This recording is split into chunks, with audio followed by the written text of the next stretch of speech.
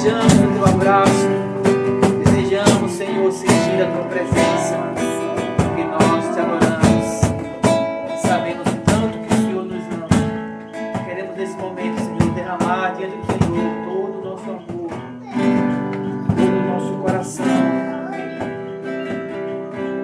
o desejo que nós temos, a tua presença, porque nós te adoramos.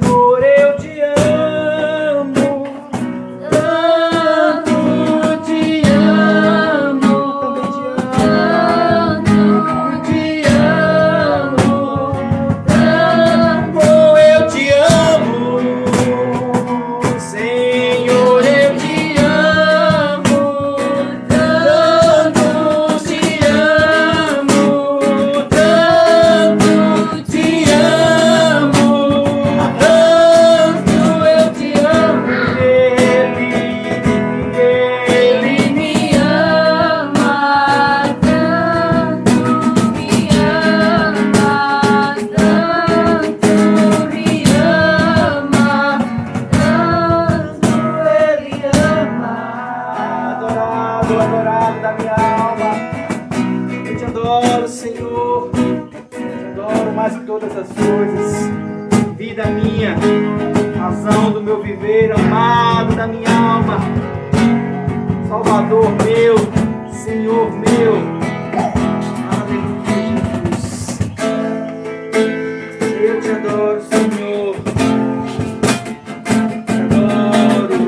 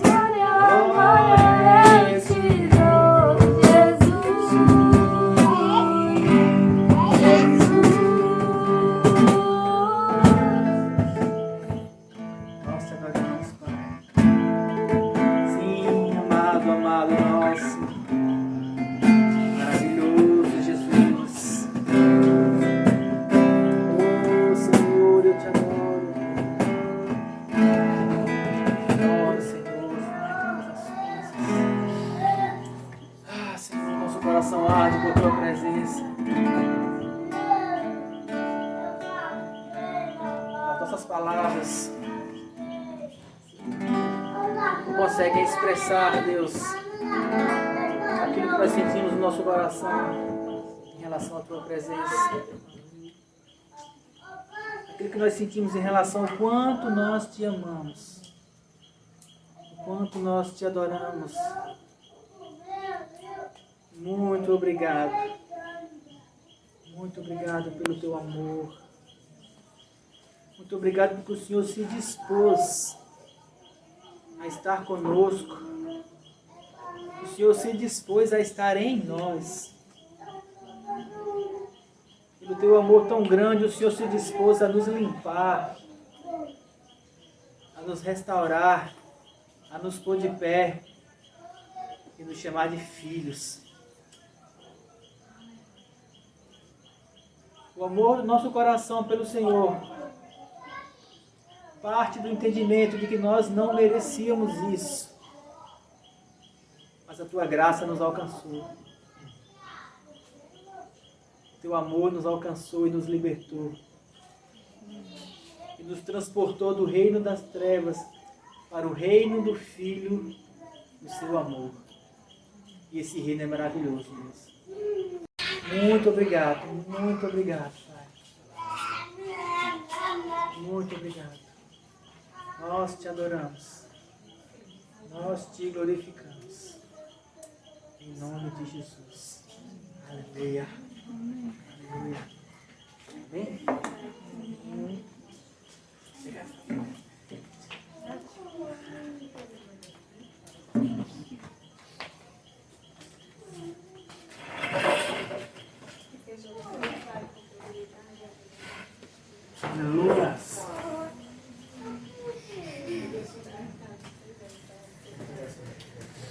Boa noite.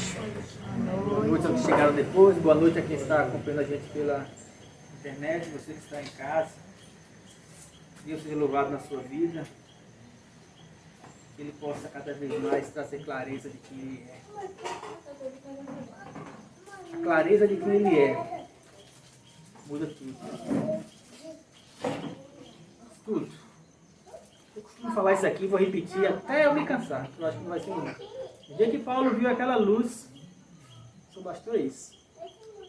O fundamento de tudo que Paulo fez no Evangelho está baseado em uma coisa. Aquela luz que clareou os olhos dele. Ele falou assim: quem é o Senhor para que eu siga? Aquele encontro, aquele momento. Uma vez que você entende quem Ele é, você consegue enxergar isso. Todo desencadear da sua vida vai mudar, inclusive a forma como você adora. Se a igreja entendesse o que é adoração, o que ela faz, eles iam pedir bem menos e adorar bem mais, e iam ter bem mais resultados. Quando a gente entende a suficiência de Deus, quando a gente entende quem Ele é, a gente consegue enxergar a grandeza dEle, principalmente, a gente consegue observar os olhos dele fitados em nós. Unicamente. Você não tem que pedir nada, você só precisa exaltar e engrandecer Ele. Aí, Ele vai fazer aquilo que Ele quer fazer nas nossas vidas. Que, diga de passagem, é muito melhor do que aquilo que nós queremos para as nossas vidas. Mas como saber, então? É por fé. Ou você crê, ou você não crê. Fé é um jogar-se no escuro. É um lançar-se na palavra. Se ela diz, é. Se é, então eu vou fazer desse jeito. E aí, depois que a gente coloca o pé, Deus cria o chão. Porque Ele é o Deus Criador. Antes, não. Então, quem não acredita, quem não enxerga, quem não vê, vai ficar o tempo todo batendo cabeça. Procurando. A gente entender a adoração. Quando eu descobri o que a adoração faz em mim, em relação a Deus, a expressão do meu amor para Ele, eu comecei a perceber como quanto mais eu mergulho em adoração pessoal, íntima e... Esqueci o cartaz, foi muita coisa. Deixa quieto. Os princípios. Quando eu descobri o que a adoração faz e como a adoração alegra o coração de Deus. Imagine Davi, passou anos e anos adorando a Deus. Senhor é meu pastor e nada me faltará. Ele dizia isso para o Senhor com todo o amor do coração dele, desde menino. Aí um dia ele pecou. E sabe o que ele fez? Ele chegou diante do pai e falou assim: pai, eu pequei. Aí o pai falou: tá, eu te perdoo. Sabe por quê? Porque ele tinha intimidade. A sua intimidade com Deus faz toda a diferença quando você erra. Porque você entende que Ele não é um Deus acusador. Ele é um Deus perdoador. Acusador é o diabo. Amém? Amém. Essa foi a introdução. Abra sua Bíblia em Jó. Semana passada a gente estava conversando sobre justiça própria. E essa semana Deus vem falando comigo sobre isso mais e mais. E aí na semana passada eu cheguei a comentar num pedaço sobre Jó, não foi? O que aconteceu com Jó. As pessoas elas não entendem o que aconteceu com Jó, não conseguem enxergar nelas para poder entender o processo em relação à vida de Jó. Eu vou fazer um apanhado aqui daquilo que Deus me falou a respeito da história de Jó, das muitas vezes que eu li o livro e pude entender por que as coisas aconteceram com ele daquela forma, o que ele aprendeu e qual foi o resultado. Amém? Amém. Abrir Jó primeiro.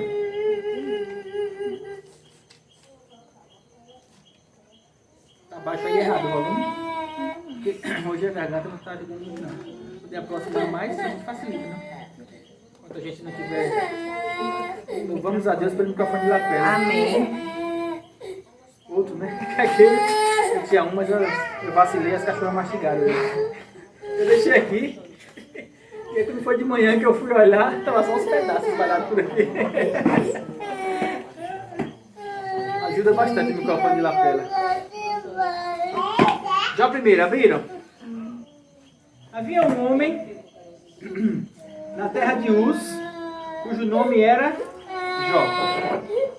E este era um homem sincero, reto, temente a Deus e se desviava do mal. No linguajar do nordestino, Jó fazia tudo direitinho. Cortava certinho. Se desviava do mal, temente a Deus, reto, sincero, verdadeiro. Era um varão na linha. E aí, nasceram-lhe 7 filhas e 3 filhos. E era o seu gado 7.000 ovelhas e 3.000 camelos e 500 juntas de bois. E aí vai falando das coisas de Jó. Versículo 4. Iam seus filhos e faziam banquetes em casa, de cada um no seu dia, e enviava e convidava os 3 irmãos e irmãs, e comiam e beberam com eles. Sucedeu, pois, que decorrido dias de seus banquetes, enviava a Jó e os santificava. Enviavam a Jó e os santificava. E Jó se levantava de madrugada, oferecia holocaustos segundo o número de todos eles. Porque dizia Jó: porventura pecaram os meus filhos e blasfemaram de Deus no seu coração. E assim o fazia Jó continuamente. E vindo um dia que os filhos de Deus vieram apresentar-se diante do Senhor, veio também Satanás entre eles. Então o Senhor disse a Satanás, disse: de onde vens? Satanás respondeu, disse ao Senhor e falou: de rodear a terra e passear por ela. E disse o Senhor: viu meu servo Jó? Porventura não há ninguém na terra semelhante a ele. Homem sincero, reto, temente a Deus, se desviava do mal. Então respondeu Satanás: porventura Jó teme a Deus de verdade? Porventura não cercastes de bens a ele, a sua casa e tudo quanto tem? A obra de suas mãos abençoou o seu gado e tem aumentado. Mas estende a mão e toca-lhe, e tudo quanto tem, e verás se ele não blasfema diante da tua face. E disse o Senhor então a Satanás: tudo que ele tem está na tua mão, somente contra ele não estendas a sua mão. Satanás então saiu da presença do Senhor, e aí começou então as coisas a acontecer na vida de Jó. Eu não vou ler todo para não estender muito. Eu li esse pedaço, que eu quero fazer alguns comentários para você entender como isso aqui aconteceu. Primeira coisa, esse livro ele foi escrito, segundo a teologia, os históricos, lá na época dos patriarcas. Luz era uma cidade da época de Abraão, de Isaac, Jacó, algum daquele período, anterior a Moisés, anterior às leis. Então nesse período aqui não existia a lei de Moisés, não existia o sacrifício, não existia aquilo que as pessoas faziam como sendo rituais. Quais os rituais que se faziam nessa época? Era semelhante ao ritual que Caim e Abel faziam. Chegava um tempo que as pessoas iam então apresentar-se diante do Senhor. Por quê? Porque no coração do homem, sempre, desde sempre, surge o desejo de se apresentar diante do Senhor. Mas como você se apresenta? Que é a questão. E eu quis enfatizar que esse livro ele foi escrito antes da lei de Moisés, para dizer a você que o apresentar-se diante de Deus não tem nada a ver com rituais. Ultimamente estou falando muito de rituais, né? Deve ser a antropologia na minha cabeça. Então tem a ver com o quê? Caim e Abel chegaram diante do Senhor para apresentar o fruto do seu trabalho. Deus se alegrou-se de um e não se alegrou do outro. Aceitou um e rejeitou o outro. E como eu consigo fazer essa pergunta, eu digo, mas que Deus chato. Por que ele não aceitou os dois e tinha evitado um assassinato, né? Então a culpa foi de Deus. Né? Olhando assim, você fala, poxa, os dois não foram lá, não ofereceram ao Senhor umas suas ovelhas. Igual Jó, que oferecia ao Senhor de contínuo por ele, pelos filhos. Estava sempre colocando diante do Senhor aquilo que era necessário. Por quê? Porque era assim que tinha que ser. Assim pensava Caim e por isso não foi aceito. Em certo momento assim também pensava Jó. Uma das perguntas que eu sempre me fiz foi a seguinte: se Jó era um homem reto, íntegro, temente a Deus, que sacrificava por ele e pelos filhos, por que cargas d'água Deus permitiu que acontecesse aquela bagaceira toda na vida de Jó? Porque o cara sofreu pra caramba. Foi jogado na sarjeta. Os 10 filhos dele morreram todos no mesmo dia, no mesmo lugar. Foi uma catástrofe. E aí, o entendimento que se explicava anteriormente era, porque Deus queria mostrar o poder dele para Jó. Deus queria mostrar, Deus queria, e as explicações são meio assim do tipo, porque Deus quis assim, porque os desígnios de Deus, os mistérios de Deus são, a gente às vezes não consegue entender. E aí você começa a achar explicações. Todas essas explicações, elas partem de um princípio que muitas vezes as pessoas têm. Sabe qual? O princípio de não conhecer Deus. Quando você não conhece Deus, eu estou falando de conhecer, entender a personalidade dele, entender quem ele é, como ele pensa. Quando você não entende Deus, você vai arrumar teorias teológicas para tentar explicar as coisas. Todo mundo faz isso. É igual quando você não conhece uma pessoa, que alguém vem conversar com você sobre ela e você dá a sua opinião sem saber nada da pessoa. Mas eu acho que ela é assim mesmo. É só uma teoria. Porque você não conhece a pessoa. Hoje a gente faz muito isso com as pessoas famosas. Fulano de tal fez isso, fez aquilo, fez aquilo. Você viu? Fulano de tal casou, com 2 meses separou. Rapaz, era assim mesmo. A gente começa a tecer um bocado de teoria da conspiração em torno da pessoa que não tem nada a ver. Por quê? Porque você não faz a menor ideia de quem seja a pessoa. É tipo assim, tá passando no canto, e aí a gente às vezes faz essas brincadeiras com minhas filhas, aí tem alguém sentado assim numa calçada, com a mão assim, aí outra pessoa fala assim, ó, bichinho, levou fora. Tá ali triste.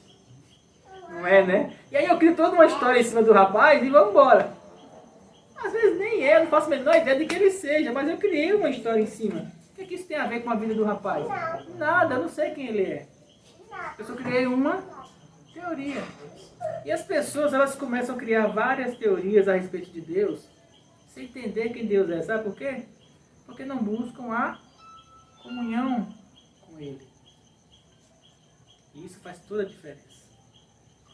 Então voltamos para Jó. E aí Jó dava o dízimo, Jó sacrificava por ele e pelos filhos, Jó era temente, era reto, cortava certinho, fazia tudo direitinho. E aí acontece isso com Jó. E aí a primeira coisa que vem na minha cabeça, conhecendo Deus, é: mas Deus é justo. O que aconteceu com Jó foi injusto. Você já pensou algumas vezes na sua vida assim: mas Deus é injusto com fulano de tal? Às vezes a gente coloca em Deus algumas situações sem conhecer Ele. Deus é justo. Só que a justiça de Deus, a gente precisa entender a justiça de Deus no olhar de Deus.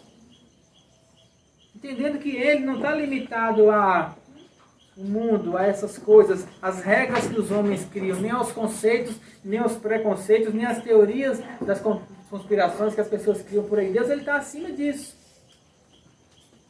E quando a gente começa a conhecer Deus, Ele começa a mostrar a gente as coisas pelo ângulo de visão dele. Isso muda tudo. Primeira coisa, o ângulo de visão de Deus sempre é em amor. Deus é amor o tempo todo. Porque Ele é bom o tempo todo Ele é bom. Deus é amor. E Deus amou Jó. E aí vem o diabo diante de Deus e fala assim: viu, Jó? Ele é desse jeito porque o Senhor dá tudo a ele. E aí, só abrindo um parênteses aqui, tem uma teologia aí que questiona o fato do diabo estar diante de Deus. Mas o diabo pode estar diante de Deus? Como? Se o diabo está no inferno e Deus está no céu. Qualquer pessoa que se virar para Deus, que imaginar, que pensar, que quiser, que olhar o seu coração em direção a Deus, está diante de Deus. Porque Deus está atento a todas as coisas. Mas a questão é: o que você faz quando você está diante de Deus? Sabe por quê? Porque o diabo, ele estava diante de Deus. Só que o diabo, ele é o quê? Ele é o acusador. Se ele está diante de Deus, sabe para quê? Para acusar. O que ele fez diante de Deus? Ele chegou lá e foi acusar Jó. Está vendo Jó? Reto, íntegro, faz tudo. Claro, o Senhor sempre está cercando ele todas as coisas. Claro que ele vai fazer isso. Então deixa eu tocar na vida de Jó. E aí vem outra questão. O diabo estava diante de Deus porque ele estava procurando acusar. E aí a gente tem que tomar cuidado também, muitas vezes, para não estar diante de Deus acusando ninguém. Ou acusando Deus. Porque diante de Deus a gente tem que reconhecer quem Ele é, entender quem Ele é.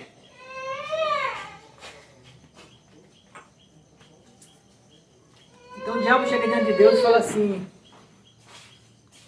mas se eu tocar em Jó, ele não vai te servir do jeito que serve. E Deus então, o texto fala, quer dizer, não sei claramente se fala que permitiu, não vi a palavra permitiu ali, mas o diabo, ele teve então permissão para tocar na vida de Jó. E a primeira coisa que aconteceu em Jó foi perder os filhos. E depois o patrimônio. Sabe por quê? Se Deus permitisse que Jó tivesse a vida dele destruída, sem ter uma motivação, Deus seria injusto. Porque Jó podia chegar diante de Deus e falar assim: o Senhor não podia ter permitido que eu sofresse do jeito que eu sofri, porque eu fiz tudo certinho. A questão é que Jó não fez tudo certinho. Havia uma falha em Jó. Havia algo no coração de Jó que permitia que acontecesse na vida dele o que aconteceu. Mas Jó não era reto, íntegro, diante de Deus, fazia os sacrifícios, tudo isso? Sim, ele fazia. Mas por que ele fazia? E aí volta a questão que eu falei sobre sacrifício. Por que você faz o que você faz? Por que você faz tal ritual? Qual é a motivação? O que está no seu coração de fato quando você faz? O que motiva você quando você sai da sua casa para ir para uma igreja? Qual é a sua motivação quando você levanta as mãos para poder adorar ao Senhor? Ou quando você entra no seu quarto e senta, ou se ajoelha, ou deita, sei lá como você faz, se você vai buscar Deus. Por que você faz isso? E sabe por que Jó fazia isso? Porque no coração de Jó, ele tinha medo. Jó cortava certinho. Ele oferecia sacrifício pelos filhos, como está escrito aqui. Porque porventura os meus filhos tenham pecado. Jó sacrificava e oferecia holocausto segundo o número de todos os seus filhos, porque dizia: porventura os meus filhos pecaram e blasfemaram contra Deus seu coração, e assim Jó fazia continuamente. Eles estão pecando, eu tenho que oferecer sacrifício. O meu gado está aí, eu tenho que estar diante de Deus, porque senão Deus não me abençoa. Eu tenho que seguir essa regra. Eu tenho que fazer todos os procedimentos. Eu tenho que dar o meu dízimo, senão não vou ser abençoado. Eu tenho que ir para a igreja, senão eu vou para o inferno. Eu tenho que fazer isso, porque se eu não fizer isso, Deus não me dá aquilo. E assim as pessoas têm vivido hoje. O mesmo sentido que havia em Jó. Adianta um pouquinho aí de Jó. Capítulo 3. Depois aconteceu essas coisas com Jó, Jó começou então a conversar, a tentar entender, a falar da vida como ele enxergava que era. E no capítulo 3 ele solta uma chave. Capítulo 3, versículo 23. Por que se dá luz ao homem, cujo caminho é oculto e a quem Deus o encobriu? Ou seja, por que um homem nasce? Porque antes do meu pão vem o meu suspiro. Ou seja, antes de comer, eu estou triste. Os meus gemidos se derramaram como água. Por que isso aconteceu? Porque o que eu temia me sobreveio. E o que eu receava me acontecia. Nunca estive descansado, e nem sosseguei, e nem repousei, mas veio sobre mim essa perturbação. Eu nunca descansei o meu coração. Eu cortei certinho, eu me esforcei o máximo para fazer tudo direitinho. Por quê? Porque eu tinha medo de que essas coisas acontecessem. E sabe o que aconteceu? Aconteceu. Eu falei aconteceu 4 vezes, não foi? Ficou redundante demais. Me faltou sinônimos agora.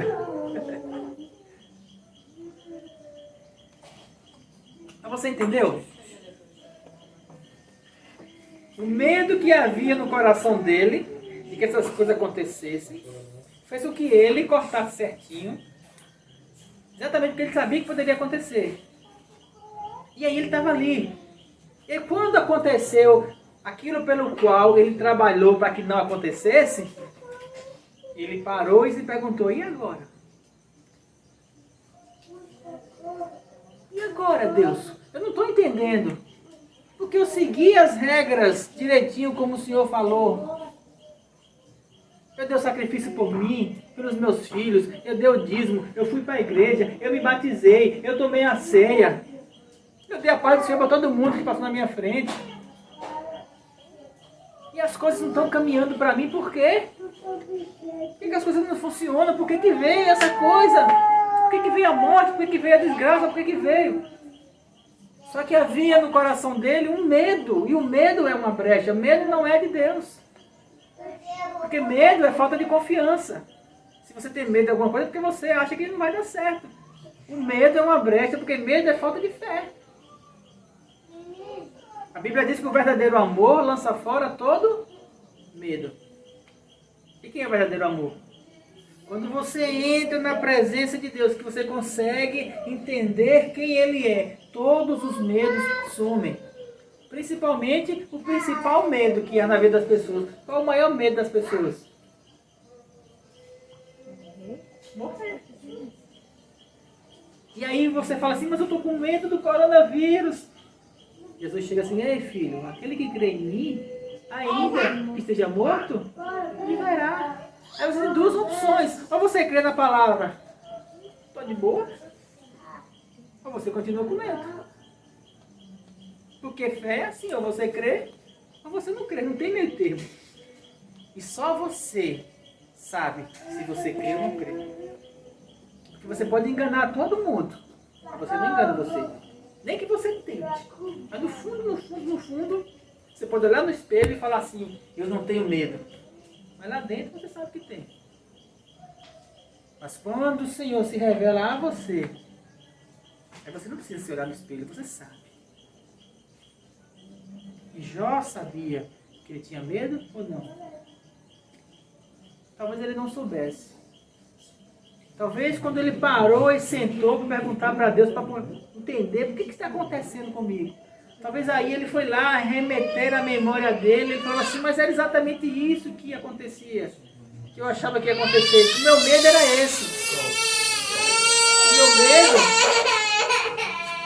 era perder tudo. O meu medo é fazer com que tudo não desse errado. E deu. E agora, Deus? Você tem medo? Cuidado. Só a revelação de quem Deus é, só a presença de Deus, íntima e pessoal, vai fazer com que o medo saia de você. A presença dele lança fora o medo. Qual o medo? Todos eles. Todos eles. Continuando. Vamos descobrir o que aconteceu com Jó. Pois tá bem, né?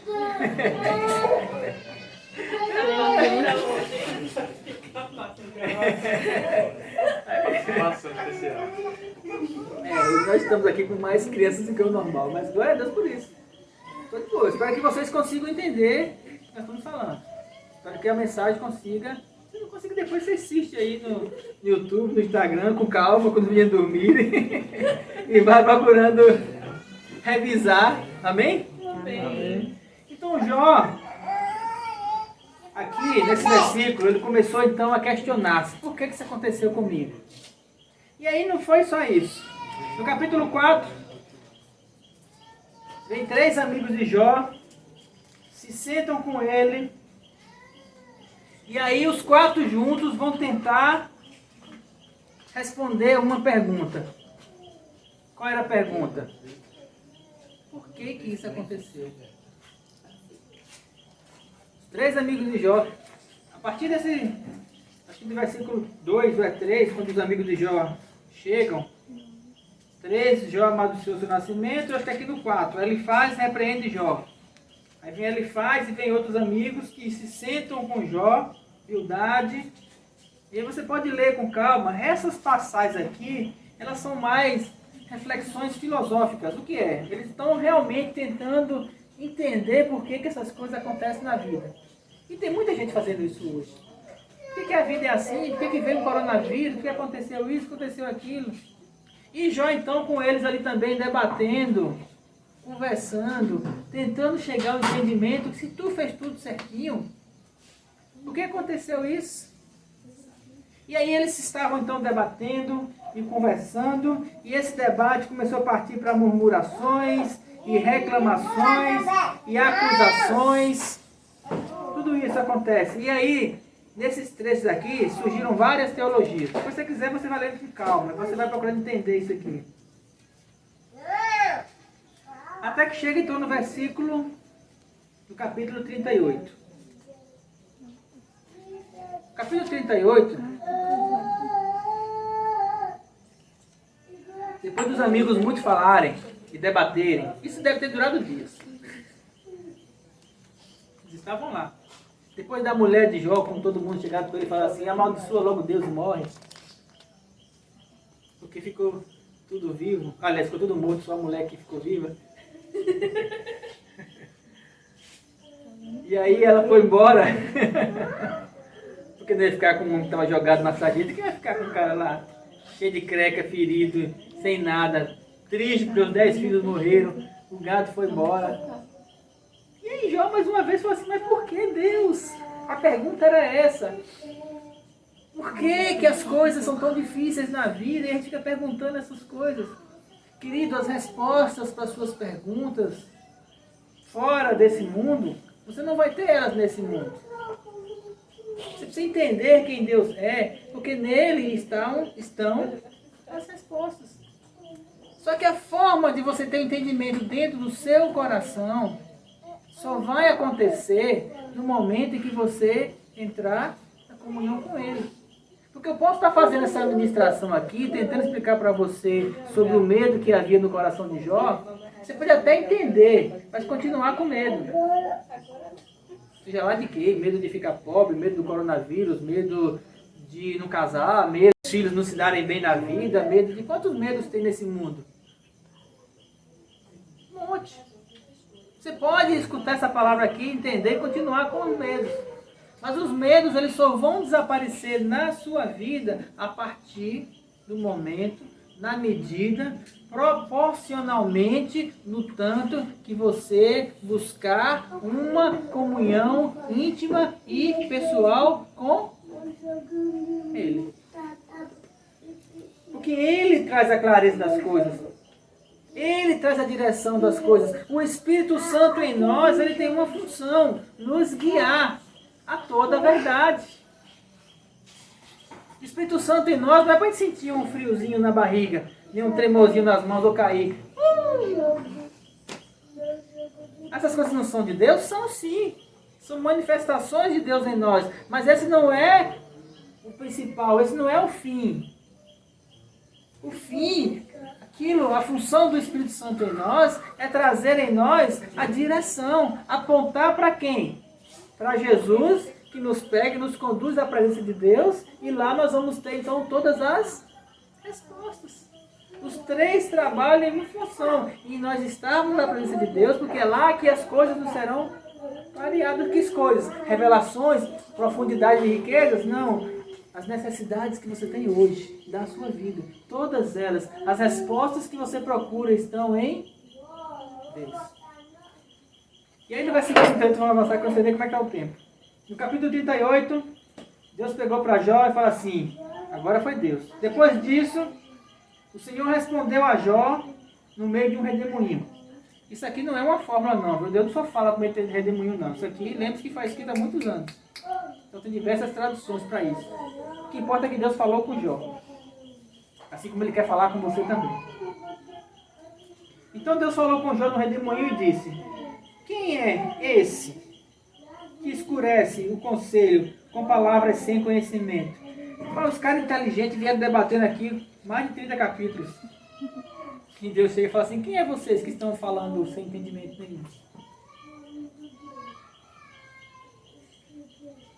Deus chegou para Jó e falou, cinge os teus lombos, ou seja, se veste, porque como homem falarei, perguntar-te-ei e tu me responde. Jó falou assim, olha, Deus falou assim, olha Jó, vou explicar para você algumas coisas. Só que eu não vou falar com você como Deus não, vou falar no nível do homem. O que é falar como um homem? Eu vou falar com você em um período limitado de tempo chamado matéria, ou seja, aquele pedacinho de momento em que o mundo foi criado e que ele vai ser destruído. Esse pedacinho de tempo se chama matéria, onde as coisas foram criadas aqui, eu fui que criei. Eu não vou falar com você de eternidade não, vou falar com você só das coisas aqui. Fica de pé que eu vou falar com você agora. E Deus começou assim, onde você estava quando eu fundei a terra?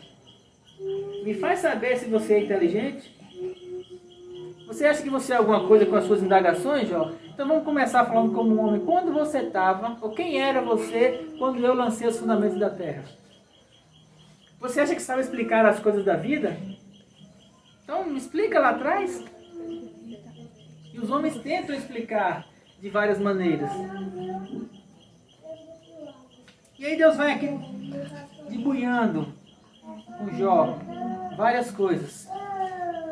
Deus vai debulhando com Jó várias situações. E Deus vai mostrando para Jó vários exemplos dentro da Terra, do planeta. Várias coisas para tentar mostrar para Jó o quão insignificante Jó era dentro da criação. E aí eu volto a dizer o que eu falei no ano passado. Às vezes quando eu falo assim para a pessoa, você é insignificante. A pessoa chega para mim e fala assim, ô pastor, você me colocou para baixo agora. Precisamos reconhecer quem nós somos diante de Deus. Talvez diante dos outros nós tenhamos alguma relevância. Talvez diante dos outros você ache que seja alguma coisa. E aí hoje, volto a refrisar isso, tem uma teologia aí que prega que o homem é o centro de todas as coisas. É uma teologia centrada no homem. É como se Deus estivesse o tempo todo voltado para o homem, para abençoar o homem. Certo, Deus está fazendo isso. Só que, porém, todavia, no entanto, tem uma questão. Deus ele está com os olhos fitados em você.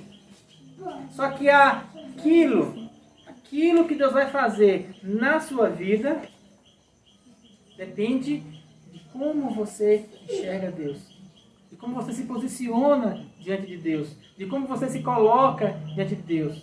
Você não pode se colocar diante de Deus como aquele filhinho mimado de pai rico que fala assim, pai me dá isso e o pai dá, pai me dá aquilo e o pai dá. E aí vai só estragando a vida do filho. Principalmente em relação aos outros. Porque ele tem tudo e ele não sabe nada da vida. Deus não é esse pai. Porque a primeira coisa que nós precisamos entender em relação a Deus, sabe qual é? É que quando nós chegamos diante dele, precisamos chegar em humildade. Principalmente lembrando da nossa história. Eu sou filho de Deus? Sou. Mas eu não fui. Porque quando eu nasci carregado de pecado. E eu pequei. E eu ainda peco. E mesmo assim Ele me ama. E quando eu penso nisso diante de Deus, sabe o que eu faço? Eu baixo a minha bola. Eu não coloco Deus na parede. Falo, não, porque você tem que me dar isso, tem que me dar aquilo, tem que me dar aquilo outro. Eu não fico questionando as coisas de Deus, porque Ele enxerga de uma maneira diferente. Só que quando eu conheço Deus, quando eu busco a presença dEle, o amor dEle é derramado em meu coração. A justiça dEle é derramada em meu coração. A fidelidade dEle é derramada em meu coração. A lealdade dEle é derramada em meu coração. A benignidade dEle é derramada em meu coração. Aí eu entendo por que Ele fez o que Ele fez. Quando eu comecei a entender isso, uma coisa que eu descobri, sabe o que foi? Que antes eu achava que Deus era injusto por deixar as pessoas irem para o inferno. Deus, o Senhor não é amor, e por que as pessoas vão para o inferno? Aí Deus me mostrou, sabe o que, filho? Eu amo cada pessoa que foi para o inferno com um amor infinito. Mas tudo que podia fazer para que eles fossem salvos, eu fiz. Aí eu olho para o lado de Deus, aí quem está lá sentado, com as mãos furadas, com a marca de espinhos na testa, Jesus. Ele morreu para que as pessoas não fossem para o inferno. Só que as pessoas não querem se arrepender. Eu dei a chance para eles virem até mim, só que eles não querem. Eu dei a chance para eles se livrarem do pecado, só que eles não querem. Meu coração chora cada vez que um vai para o inferno, mas infelizmente o que eu podia fazer, eu fiz. A porta está aberta, mas a decisão de caminhar para lá ou caminhar para cá é sua. E eu não estou falando de igreja, estou falando da sua relação com Deus. De para onde os seus olhos olham, para onde o seu coração inclina. A escolha é sua, sempre foi, desde Adão. Deus colocou Adão lá porque Adão saiu, porque ele quis. Deus não obrigou, nem a serpente empurrou ele para fora, não. Ele fez uma escolha. Tudo é uma questão de escolha. Deus está sempre se mostrar para você. Deus ele quer sempre revelar o amor dele, sempre. Ele está voltado para você, mas ele não vai poder fazer nada se você não escolher olhar para ele, se você não escolher se arrepender, se você não escolher buscar a presença dele. Você pode fazer o ritual que for. Você pode dar o seu dízimo, você pode fazer o que for. Igual a que a gente ministrou semana passada do fariseu, que orava dizendo assim, ó Senhor, eu te dou graça porque eu não sou como aquele publicano, eu não sou como aquele fariseu, eu não sou como mais ninguém porque eu dou dízimo, eu jejuo 2 vezes por semana, eu desde pequenininho faço tudo certinho, eu não sou adúltero, eu não sou ladrão, eu não sou nada, então agora o Senhor tem que me abençoar porque eu estou cortando certo. Aí Deus olha para ele e fala assim, pronto, falou o que você quis, você já ouviu, porque ele orava de si para si. Então você já teve o que você queria. Você falou, todo mundo ouviu, você já teve a sua justificação diante de você mesmo. Você não se acha justo? Você não se acha justo? Mas o outro, publicano, batia no peito. Longe. Senhor, ser propício a mim, pecador. Eu não mereço. Olha Deus, eu sou um nada. Aí Deus falou assim, é verdade, você não é nada, mas eu vou fazer você ser alguma coisa. Vem cá, eu te resgato. Vem cá. E aquele desceu justificado. Não adianta você fazer um ritual se ele não tem um sentido no seu coração. É só mais um ritual. Você faz e depois você acabou. Não adianta você se batizar se você não entendeu que você é Cristo. Se você não entende isso, é só mais um banho. Agora, se você entende, eu me batizei, eu morri para o mundo, nasci para Cristo. Aí faz a diferença.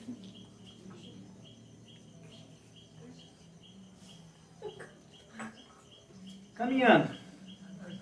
38, 39, e aí Deus vai falando com Jó. Agora essa parte aqui é muito boa, essa leitura. Aconselho você a ler devagarzinho. Cada detalhe, Deus vai falando com Jó. Cada coisa, e cada coisa que acontece na terra, e que está ali Deus se manifestando para os homens. E aí então quando chega no capítulo 42, quando chega no capítulo 42, então Deus para de falar. E Jó entende. Aí ele entendeu o que nós precisamos entender. O título aqui é Jó humilha-se perante Deus e dá-lhe glória.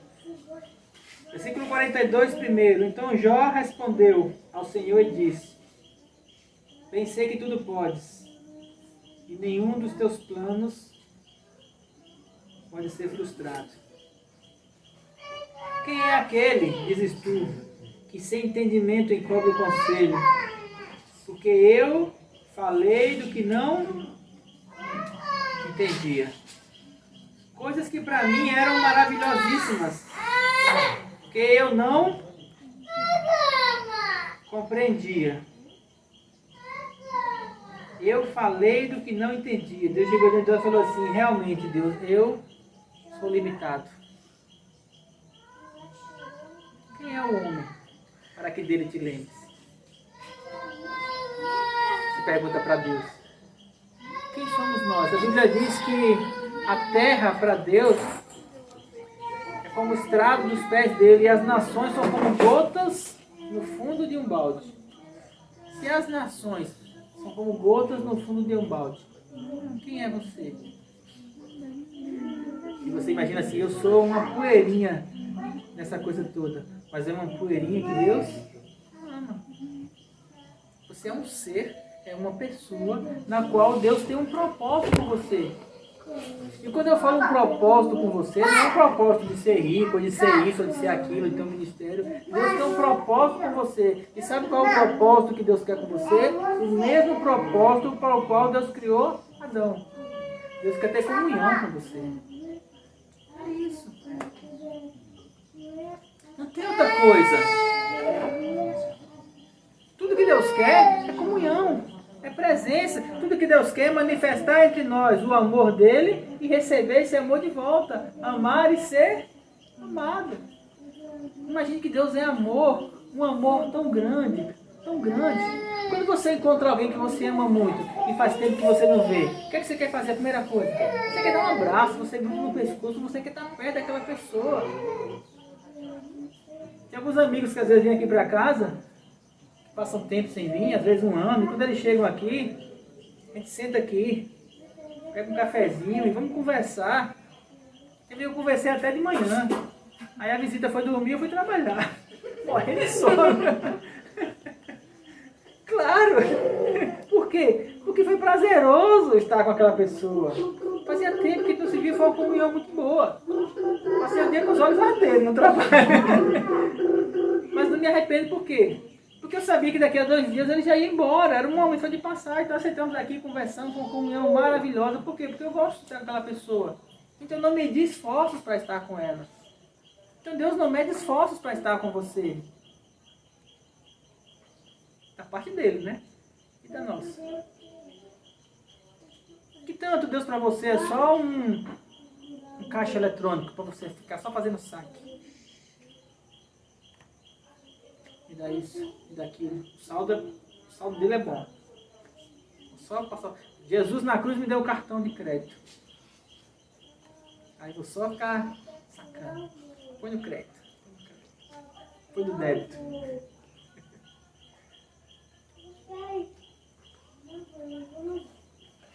Como é a sua relação com Deus? Quem Deus é para você? Que tanto você de fato ama Ele? Antigamente eu tinha uma questão em relação à música, à adoração. E aí quando eu entendi que a adoração é muito limitada em relação a quem Deus é, eu criei uma teologia na minha cabeça. Todo mundo adora na alma. Então eu chegava nas igrejas e ficava assim. As pessoas não entendem sobre adoração, só eu entendo. Cruzar os braços. E aí eu comecei a mergulhar em comunhão com Deus, entender a adoração, eu comecei a me derramar diante dele. Eu mudei uma coisa na minha cabeça. Quando eu chego hoje numa igreja, numa reunião, seja ela qual for, que alguém está lá adorando, sabe o que eu faço? Vou embora. Eu vou junto. Sabe por quê? Porque não depende do outro. A adoração do outro é do outro. A minha é minha. Então quando eu estou aqui ministrando louvor, capítulo 18, eu vou embora. Aí eu sempre falo aqui, ó, vai quem quer.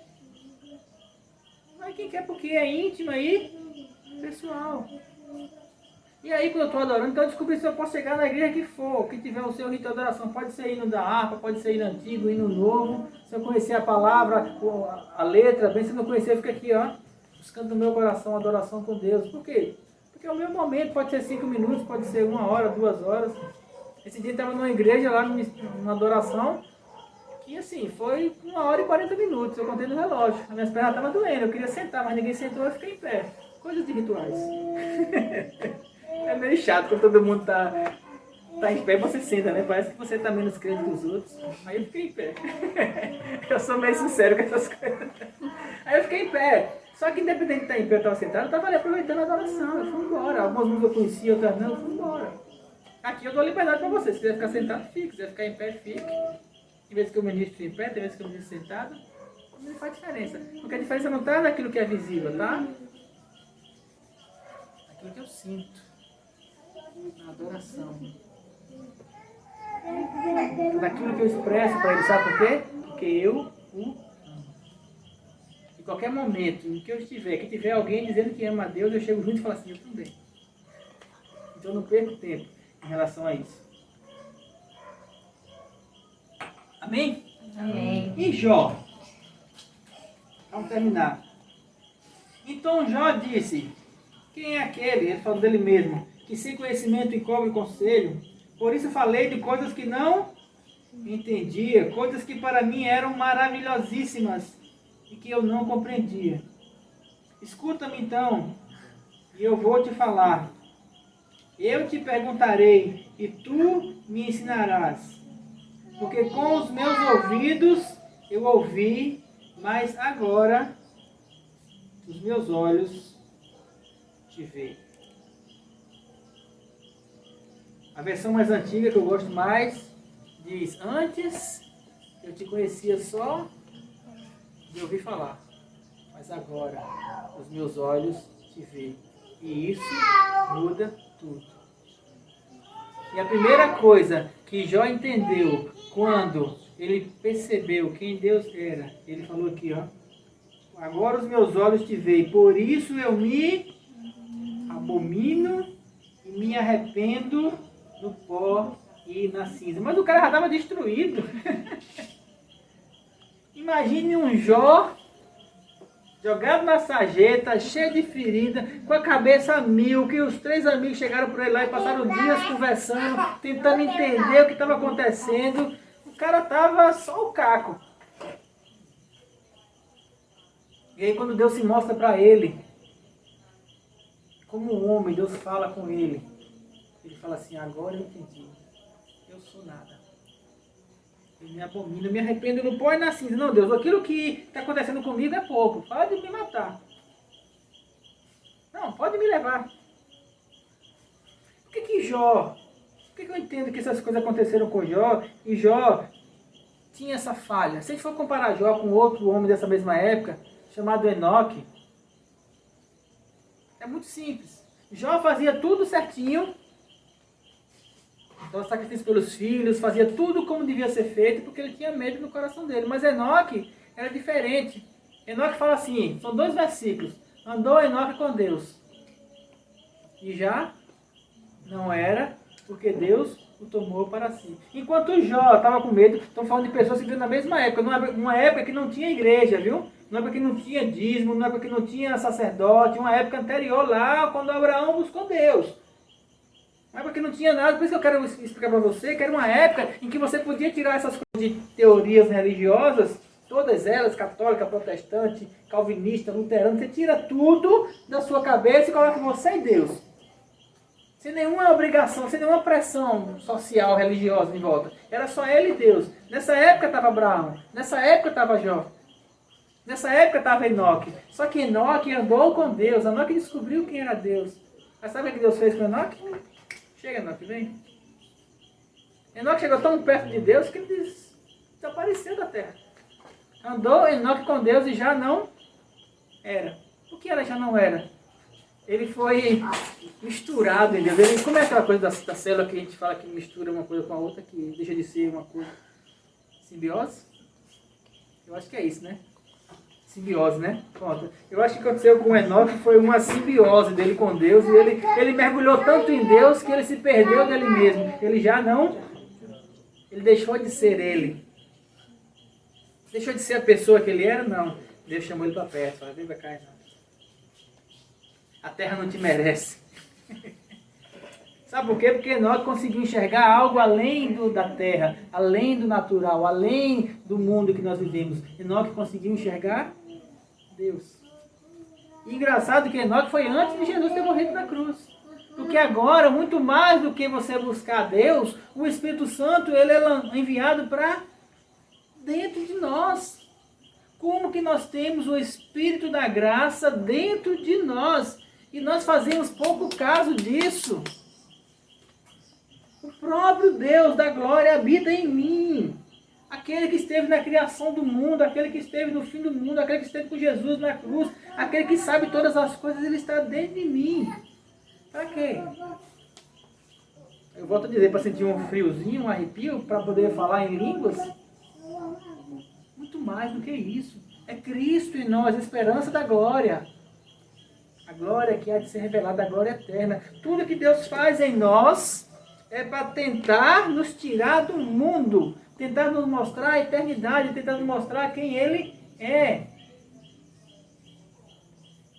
A função do Espírito, a função da palavra, a função do Evangelho é tirar a nossa visão do plano material, seja ele dinheiro ou essas coisas todas que estão aqui nesse plano, e fazer a gente enxergar aquilo que é a glória.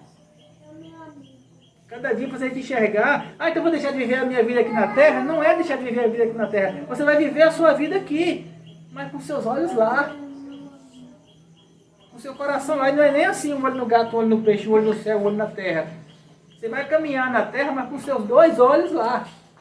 Na eternidade, na glória, enxergando Ele, para você poder dizer igual o Jó falou: antes eu te conhecia de ouvir falar, mas agora meus olhos te veem. Por isso eu me abomino, por isso eu reconheço a minha insignificância, por isso eu reconheço quem eu sou, que eu não sou nada. Aí por isso, por Jó entender agora quem Deus era, sucedeu, pois, que acabando o Senhor de dizer a Jó aquelas palavras, disse o Senhor a Elifaz, o tenamita: a minha ira se acendeu contra ti e contra os teus 2 amigos, porque não disseste de mim o que era reto, como teu servo Jó. Tomai, pois, 7 bezerros, e todo um ritual que foi feito aqui para expurgar os pecados dele. E o Senhor virou o cativeiro de Jó, quando esse orava pelos seus amigos. Isso é uma chave, tá?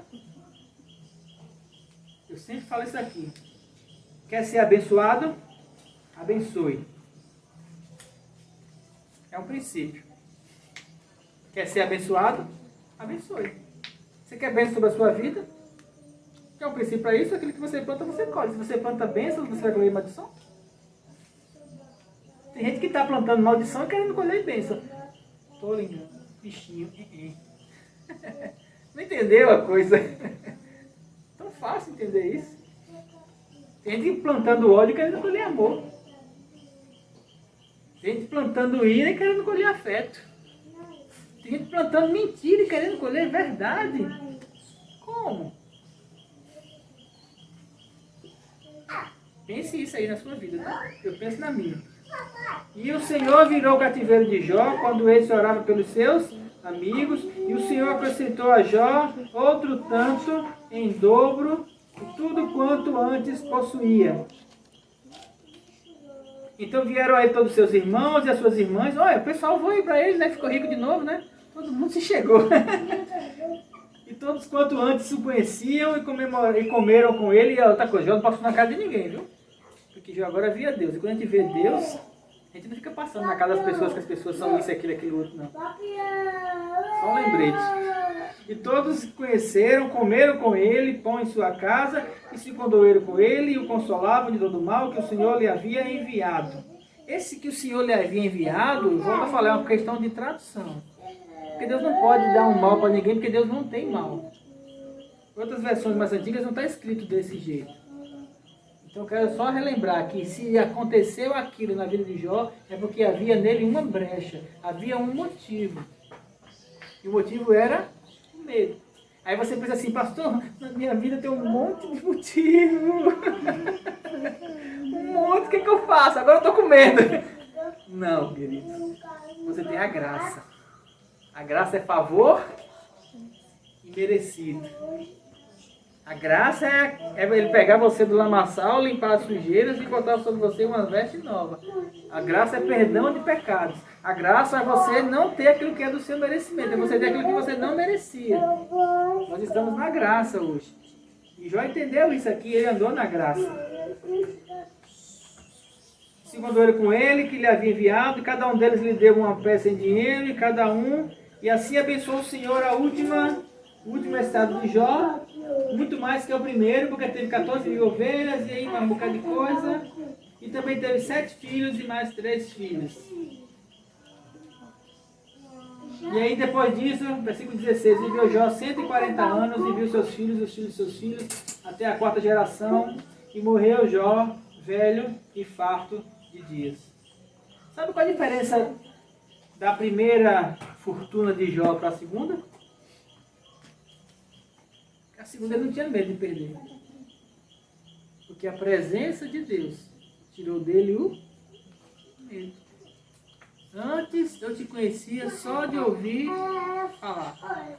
E todos os rituais que eu fazia não serviram de nada. Em Isaías Deus fala assim: esse povo honra-me com os lábios, mas o seu coração está longe de mim, e seus mandamentos, os seus ensinamentos para comigo, consiste em ensinamentos de homens que maquinalmente aprenderam. Senta, levanta. Senta, levanta. Na Bíblia, fecha. Bora. Recebe a bênção. Dá a bênção. Recebe a bênção. Dá a bênção. Abre a Bíblia. Fecha. Senta, levanta, fecha, vai para casa. Domingo que vem repete tudo de novo. Máquinas. Maquinalmente aprender. Por que você faz o que você faz? Essa pergunta eu faço a vida direto. Achei que foi ela. Por que eu faço as coisas? Por que eu estou fazendo isso? Por que eu estou aqui? Por que eu canto esse louvor? Por que eu faço as reuniões? Por que eu faço isso? Por que eu me disponho a fazer isso? Porque antes eu conhecia ele só de ouvir falar. E agora os meus olhos veem ele. O desejo do meu coração é que cada pessoa que me escuta consiga enxergar ele como ele é. Sabe por quê? Quando você enxerga ele, muda tudo. Verdade? Muda tudo aqui dentro. As fontes da vida, seu coração, as suas vontades, seus desejos, seus sonhos. Até porque você consegue enxergar algo além desse plano material. Foi o que Jó enxergou. Ele viu Deus. E ele falou: o que é essas coisas? O que é a minha vida? Nada. Agora eu me abomino, eu me humilho, eu não sou nada diante de quem o Senhor é. Aí Deus chegou para ele e falou assim: agora eu posso fazer na sua vida. Agora eu posso dar para você o que for. Porque eu sei que as coisas que tiverem na sua vida não vão tirar os seus olhos de mim. Quando eu vejo alguém receber alguma coisa que diz ser de Deus e aquilo tira os olhos da pessoa de Deus, então aquilo não foi de Deus. Quantas pessoas já viram ser abençoadas financeiramente e a primeira coisa que faz é deixar de ir para a igreja? Quando eu recebia R$1.000, dava 100 de dízimo, certinho. Quando recebeu 10.000, eu falei assim: mas vou dar 1.000? Porque está tudo no plano natural. Não tem a ver com quanto você dá, tem a ver com o seu coração. Qual é o propósito do seu coração? Por que você faz as coisas que você faz? Eu vou ficar repetindo essa pergunta para que você fique com ela na sua cabeça. Em relação à vida religiosa, por que você faz o que você faz? Até que ponto você acredita de fato no que você faz? Ou você está fazendo isso por medo? Eu vou dizer para você, se você faz isso por medo, pare de fazer. Se você dá a oferta por medo de ficar pobre, sua oferta não vai adiantar de nada. Vai adiantar para quem você está dando. Vai somar um pouquinho e quem. Mas para você, para a sua vida, não vai fazer efeito. Como não fez na vida de Jó. Por que você se sacrifica pelos outros com medo que as coisas aconteçam? Não faça nada disso. Busque a presença dele. Busque a presença dele. Para cada ritual que você fizer na sua vida, na igreja que você faz parte, onde você anda, mesmo que você estiver visitando uma igreja e lá tiver um ritual, fazendo alguma coisa, e você estiver lá no meio daquelas pessoas, se pergunte assim: por que eu estou fazendo isso? Que sentido tem isso para a minha vida? De fato, eu acredito nisso?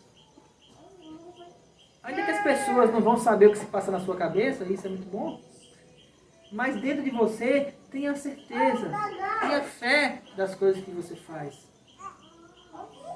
Coloque essa confiança em Deus. Busque a presença dele. E quando você entrar no seu quarto para orar, se pergunte primeiro: por que eu estou aqui?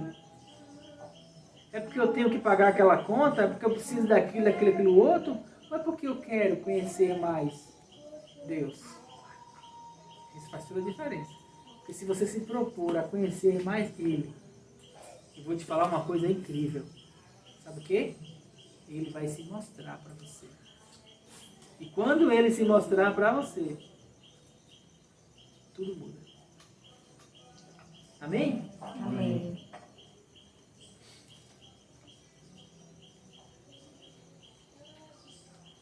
São dois rituais, é que pode ser chamado assim, são duas situações, são duas ordenanças, como é chamado na teologia, que Deus deixou para a igreja.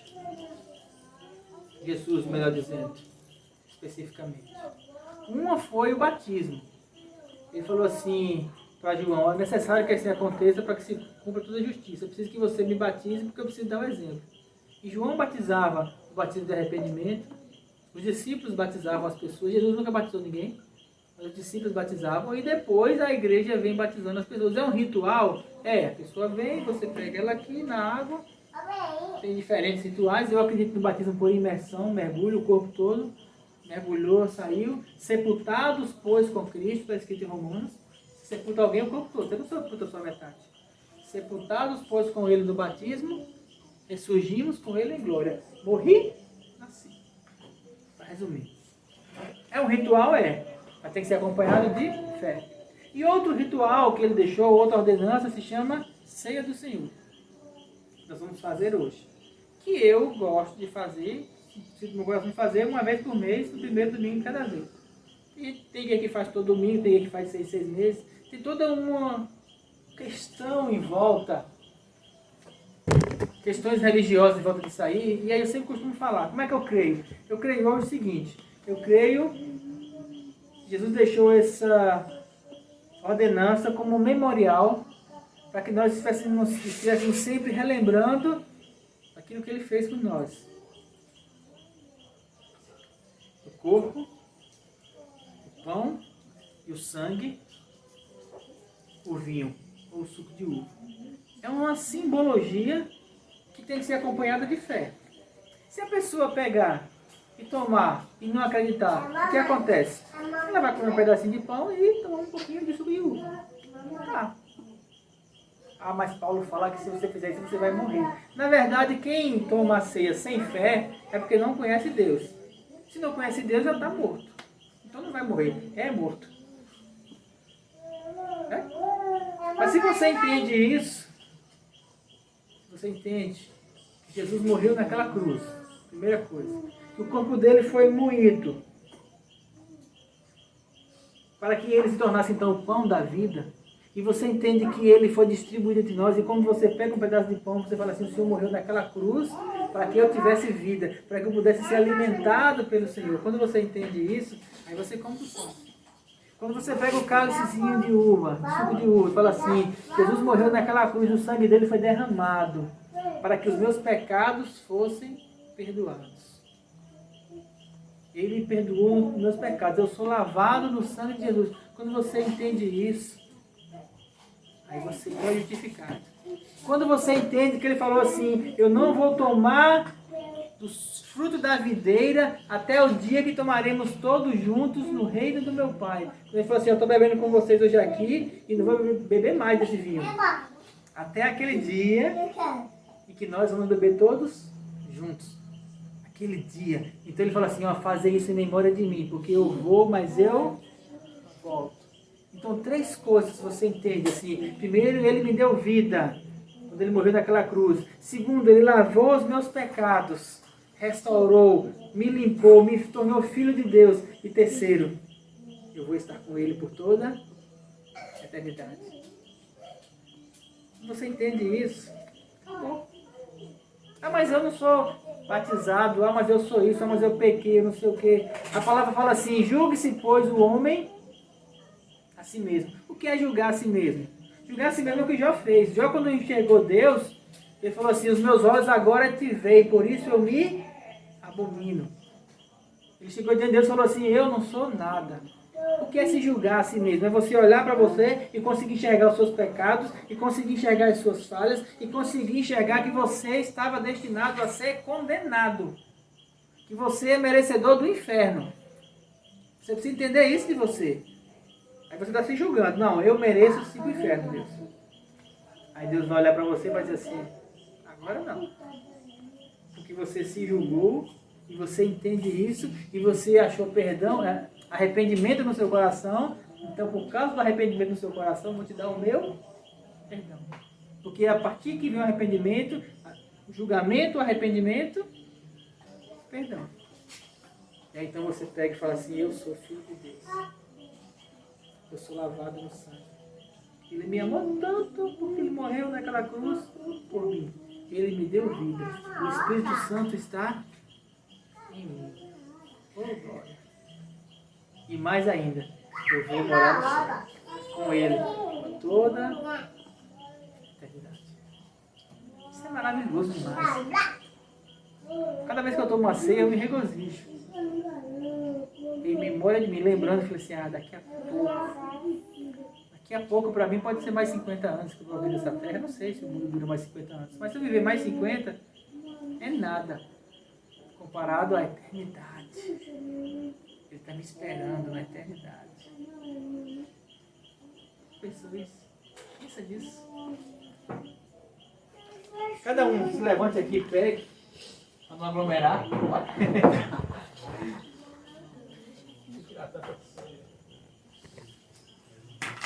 Cada um pega o seu aqui e depois nós vamos então orar e comer todos juntos.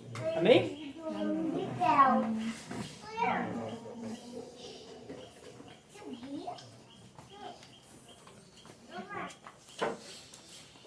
Oh, glória. Fica em pé. Você mantém sentado. Não vou ficar em pé por causa de um ritual, não. Vou ficar em pé porque eu estava mantendo sentado mesmo. Esse banco não tem acolchoamento.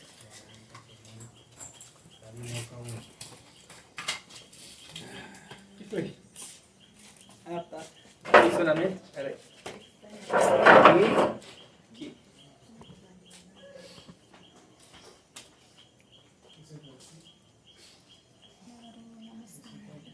Aleluia.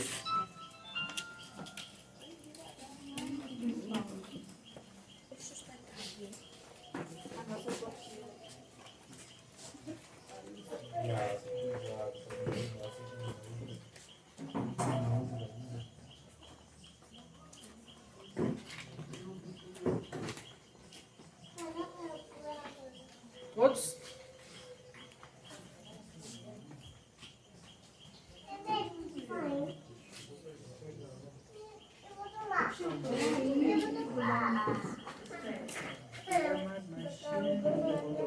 Sei que pastora Bela.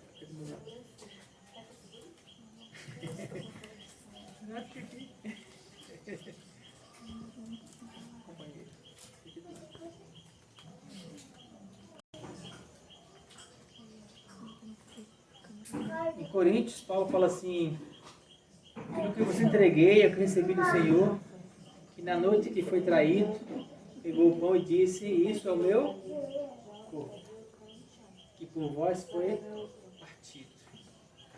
Talvez que você pegar esse pão, você olha para ele e você imagina: Jesus morreu naquela cruz, ele foi moído. Ele foi moído. Ele morreu para que eu tivesse vida. Ele morreu para que eu tivesse vida. Ele morreu para que eu tivesse vida. Pense isso. Ele morreu, ele sofreu, ele padeceu, ele foi mudo para o matadouro, como um cordeiro, para que o corpo dele fosse o nosso alimento. Isso aqui não vai virar o corpo de Cristo. Isso significa, você precisa entender que você se alimenta de Jesus. Através de quê? Da palavra. Ele morreu para que você tivesse vida. Você tem vida por causa da morte dele. O sangue dele foi derramado para que os seus pecados fossem perdoados. O sangue dele foi derramado. E hoje, se nós somos um corpo, se nós estamos em comunhão, se todos nós somos irmãos, é porque Ele nos proporcionou isso.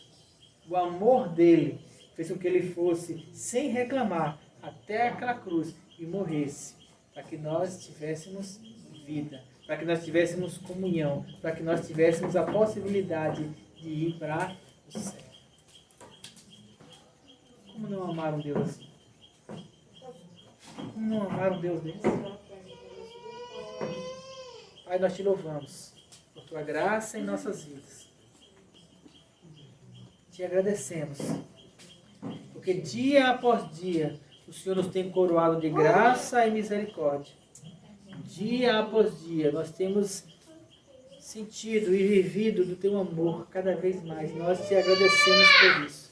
Nós te louvamos, Pai. Nesse momento nós vamos comer este pão, sabendo que nós somos alimentados por Ti, porque o Senhor é o pão vivo que desceu do céu. O Senhor é aquele que tem nos dado vida. O Senhor é o nosso alimento. O Senhor é muito mais do que o maná, porque aqueles que comeram maná durante 40 anos, eles morreram. Mas nós que comemos do pão vivo, que nos alimentamos da palavra viva que é Jesus, nós temos vida eterna em Ti. Nós te agradecemos pela vida eterna. E te agradecemos pela vida abundante que nós temos hoje. Te agradecemos pela saúde. Te agradecemos pela prosperidade. Te agradecemos pela graça. Te agradecemos pela alegria. Te agradecemos pela vida que o Senhor nos tem dado. Muito obrigado. Muito obrigado. Muito obrigado. Vamos comer em nome de Jesus. Da mesma maneira, o Senhor pegou o cálice naquele dia e disse: isso é o sangue da nova aliança. No dia que nós conhecemos o Senhor, nós fizemos uma aliança contigo.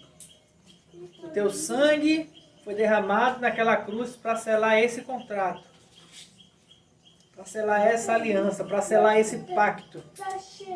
E hoje nós bebemos deste suco de uva, reafirmando o pacto que nós temos com o Senhor. O pacto de que nós somos teus. A nossa vida pertence ao Senhor.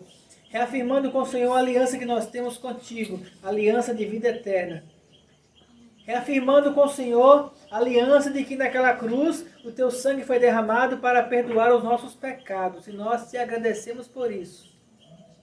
E assim como o Senhor falou, que não tomaria do suco da videira até aquele dia que tomaria no reino celestial, nós hoje lembramos em memória de ti, dessa aliança que nós temos com o Senhor, aliança de vida eterna.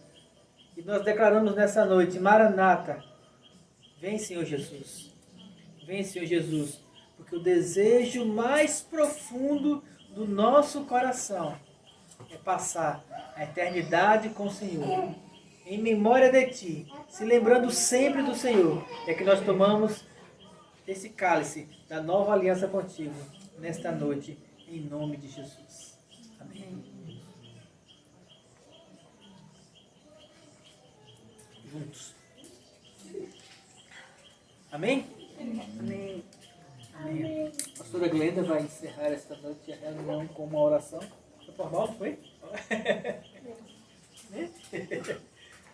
Muito obrigado por você ter estado conosco aqui em casa. Muito obrigado por você ter estado conosco acompanhando pela internet. Deus louvado na sua vida. Amém. Amém? Vamos orar então. Senhor, nosso Deus, nosso Pai, te louvamos, ó Deus.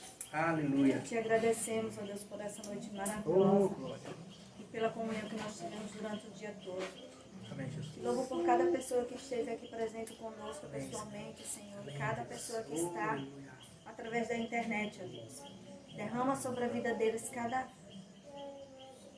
bênção específica sobre a vida deles, Amém, ó Deus, em Pai. nome de Jesus. Restaura, Senhor, aqueles que estão doentes, Senhor. Vem restaurar da tua cabeça até a planta do pé, em nome de Jesus, ó Pai. Entra na UTI, Senhor, onde estão aquelas pessoas acamadas, em nome de Jesus, e leva a tua cura, para que o teu nome seja engrandecido. Aleluia. Da mesma Curado. forma, ó Deus, Em nome de que tu nos deu a tua graça, ó Pai. Derrama a tua graça sobre cada uma das pessoas, ó Deus, em nome de Jesus. Aleluia. E nós te louvamos e te agradecemos por esse dia maravilhoso, Aleluia. pela ministração da tua palavra em nossas vidas. E agradecemos também porque cada um de nós teremos uma semana abençoada. Aleluia. Porque o Senhor cuida de cada um de nós. Aleluia. Em nome de Jesus, nós te agradecemos, louvamos e te agradecemos. Amém. Amém. Amém? Amém. É encerrada e até a próxima. Em nome de Jesus. Enfim.